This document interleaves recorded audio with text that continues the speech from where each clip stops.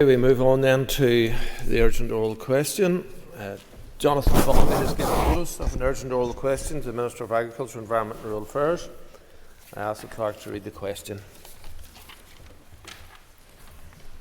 To ask the Minister of Agriculture, Environment and Rural Affairs to outline what steps he is taking to support farm businesses as well as the wider poultry industry following the suspected case of avian influenza in County Tyrone. Minister. An investigation was instigated on Friday, the 14th of February of this year, at premises near Dungannon, County Tyrone, after a number of mortalities in a commercial poultry flock. Preliminary results have indicated the presence of highly pathogenic avian influenza H5N1. The unit is a family-run farm, so my thoughts are with the family concerned at this time. Temporary disease control zones have been imposed around the premises to limit the spread of disease. The movement of poultry and captive birds, carcasses, eggs, used poultry litter and manure are restricted and require licences to be moved into or out of the zones. My department has taken swift action to prevent further incursions by progressing the necessary measures following the establishment of control zones, including licensing requirements and surveillance activities. Humane culling of the birds is also underway at the premises. I would like to thank all officials involved in the response to date. I took the decision to introduce an avian influenza prevention zone across Northern Ireland from Saturday, the 18th of January of this year. The avian influenza prevention zone includes mandatory stringent biosecurity measures. The avian influenza prevention zone will remain in place until this risk reduces. I also introduced a housing order as part of the current avian influenza prevention zone. This came into force today. The decision aligned with the introduction of a housing order in the Republic of Ireland. The President of the Ulster Farmers Union commented earlier that the housing order now in place is the right choice. In addition, a ban on gatherings of poultry has been introduced in conjunction with this housing order. Dear officials have met with key industry stakeholders over the weekend and will continue to liaise closely with them and colleagues in Great Britain and the Republic of Ireland as the situation develops. The need for continuous, excellent biosecurity to prevent further incursions will continue to be highlighted by my department as a crucial way to protect the national flock. Jonathan Buckley. Speaker, and it's fair to say that this issue has caused significant concern and distress to many poultry farmers across Northern Ireland, an industry that is worth hundreds of millions to the Northern Ireland economy. I could say it is regrettable, Minister, that you are here answering this question today via urgent oral. I think given the seriousness of the issue that the House and indeed the wider agri-sector would have expected a ministerial statement at the very least. So can I ask the Minister, at a recent committee meeting, your officials suggested that there had been no budget set aside for avian flu. Can the Minister provide clarity on the financial situation facing farmers in relation to this particular issue? And can he also respond to the direct criticism of the Ulster Farmers Union, who said that the closure order came too late? Minister. First of all, I want to put on record my thanks to the officials within my department. Officials were working all weekend until late last night on site dealing with the issue. I spoke to Chief Veterinary Officer late last night and he outlined to me the efforts that are being undertaken in dealing with this. And what I did is I prioritised them being on site and dealing with this, and I'm happy to come to this chamber in terms of answering the questions, and I've also been engaging with the media on this. So it's something I'm very much want to put on record my thanks to the officials for the work they're doing, and I'm happy to come here and engage with members on this issue. I also want to put on record my thanks to the farmers across Northern Ireland, and particularly the poultry industry, who are working in close partnership with us in relation to this issue, and I'm very much grateful for that. I spoke to the President of the Ulster Farmers Union last night, and we all agreed the most important thing that needs to come from all of this is to emphasise the message about biosecurity and how key that is. Lastly, in relation to compensation, my department will pay the compensation for the birds culled as a result of this outbreak. There is a really important issue here about supporting the poultry industry, and I will work within the budget that I have within my department to cover the compensation around these issues, because it's important we give that assistance to the farming community in Northern Ireland. That's what I'm committed to doing. Minister for his response and indeed for liaising with myself and the chair of the committee last night about this. Minister, I understand that this was a closed flock of birds. Have you any assessment at this stage as to how that contamination came in the first place, where it came from? Minister. Thank you, Mr McAleer, for your question. What this does is this highlights the highly pathogenic nature of avian influenza. The poultry farm in question is a really excellent operation, and the flock, as I understand, as a result of initial investigations, was housed. And what it highlights is the importance of biosecurity here in Northern Ireland, doing all what we can to protect the national flock. And biosecurity can have a 44-fold impact in terms of dealing with this. And that's why I moved very quickly to put a zone across the whole of Northern Ireland mandating those biosecurity measures. And in addition to that, I've moved in relation to housing.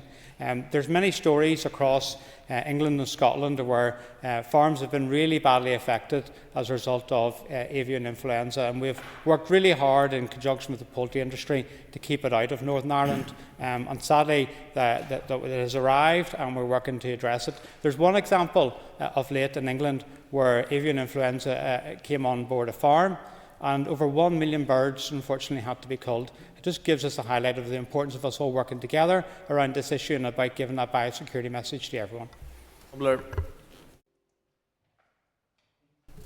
Thank you, Mr Speaker, and thank the Minister for the answers thus far. Also, can the Minister give us some more information on what poultry farmers can do to protect their farms from an outbreak of avian influenza?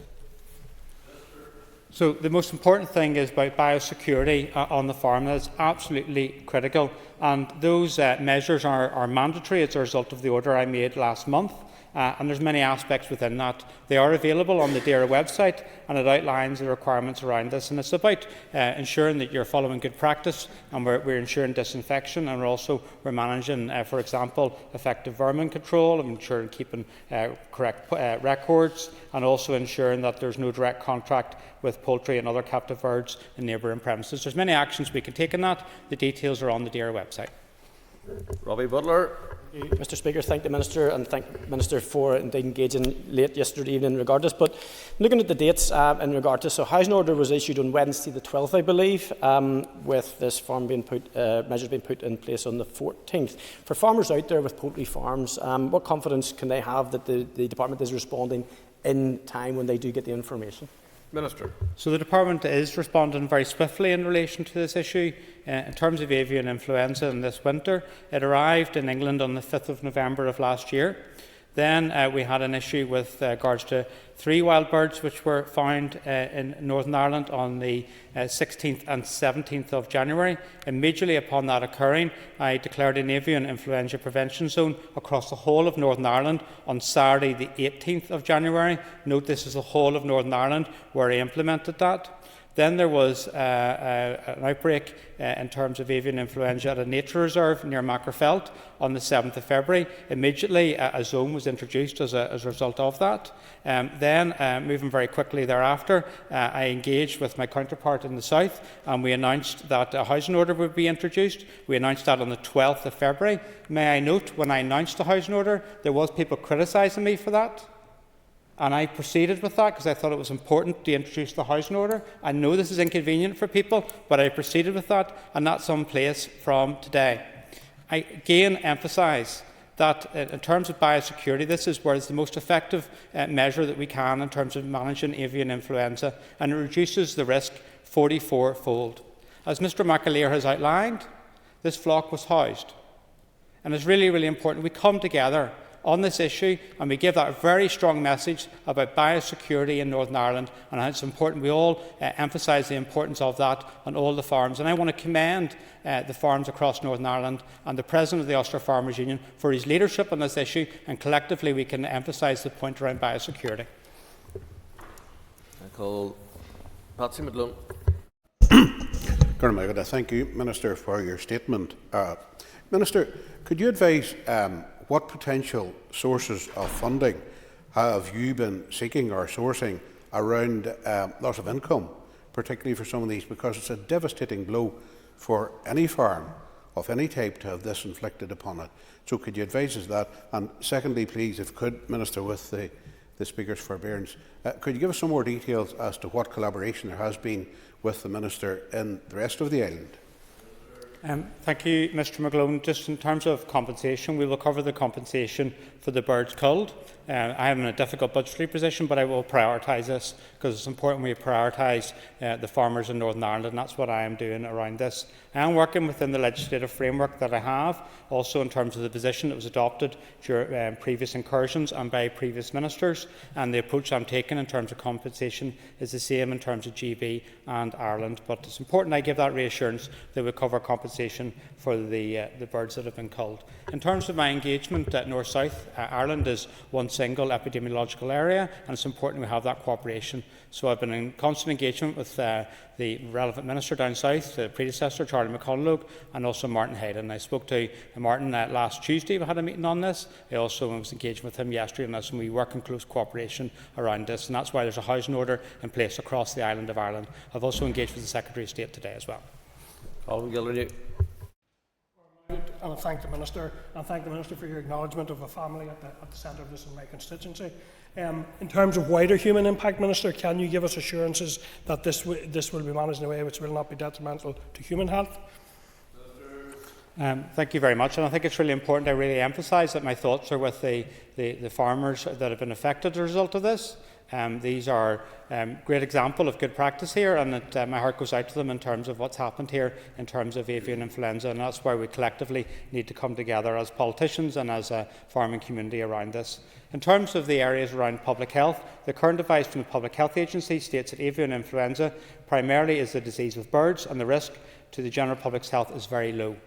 The Food Standards Agency advice notes that avian influenza poses a very low food safety risk for UK consumers, and that properly cooked poultry and poultry products, including eggs, are safe to eat.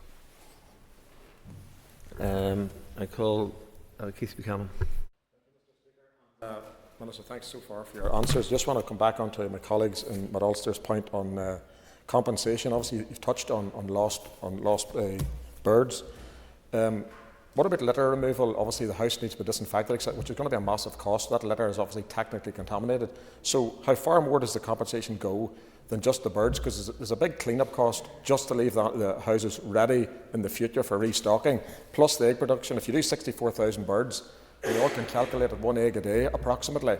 That's a massive amount of income lost to that farming sector and that farm business.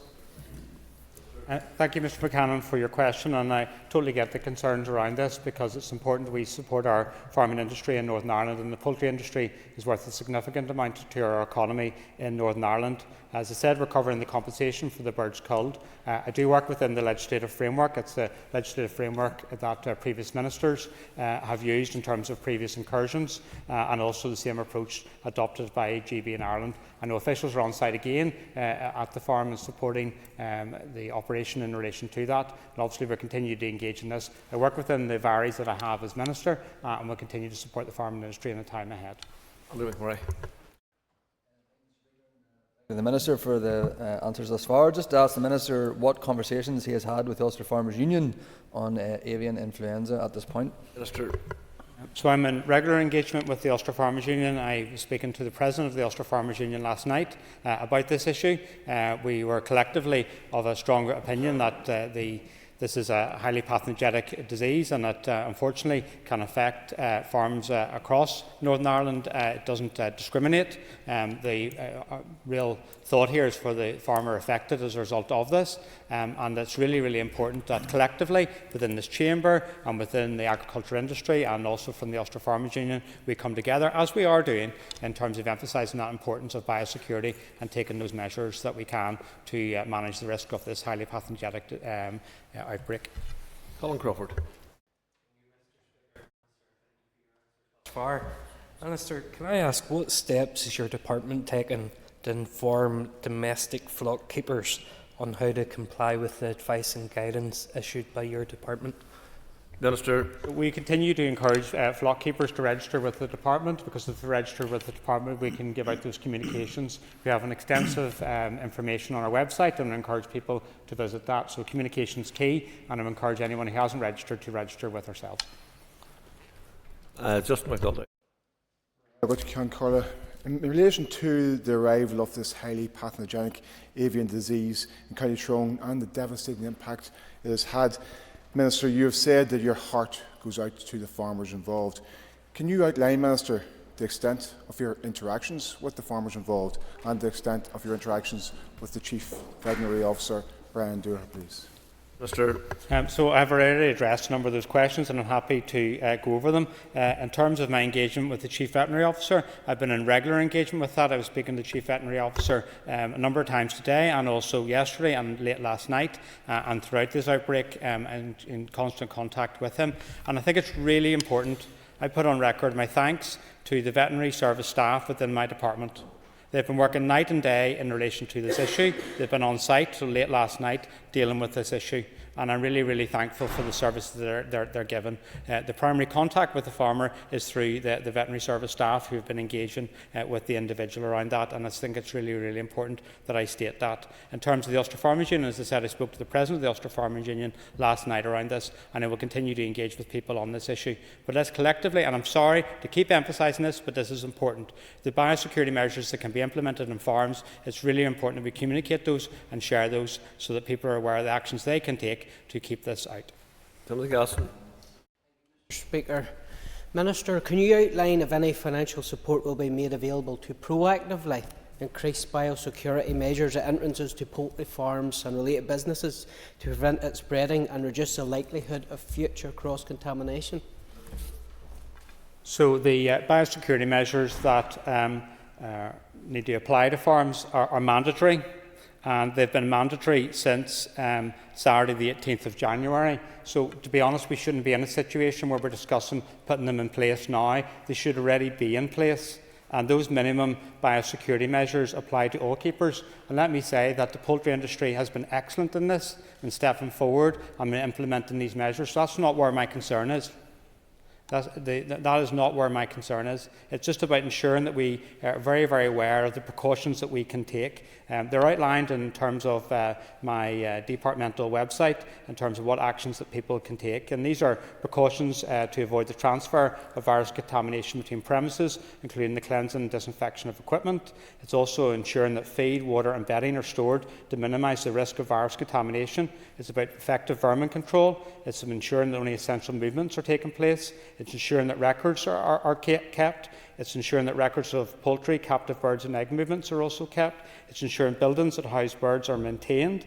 It's also ensuring there's no direct contact with poultry or other captive birds on other neighbouring premises. It's also stating that ducks and geese should not be kept in the same pen or building as other poultry species. There's other further enhanced measures for premises over 500 poultry. These are mandatory measures that have been in place since Saturday the 18th of January, and they reduce the risk 44-fold, and it's really, really important that we implement those. Housing, in terms of reducing the risk, is twofold. So it was really important I moved on that, and it's in place from today, but the biosecurity measures are absolutely key. That brings to conclusion questions to the Minister for Agriculture, Environment and Rural Affairs. Thank you, members. Point of order, Ms Ennis.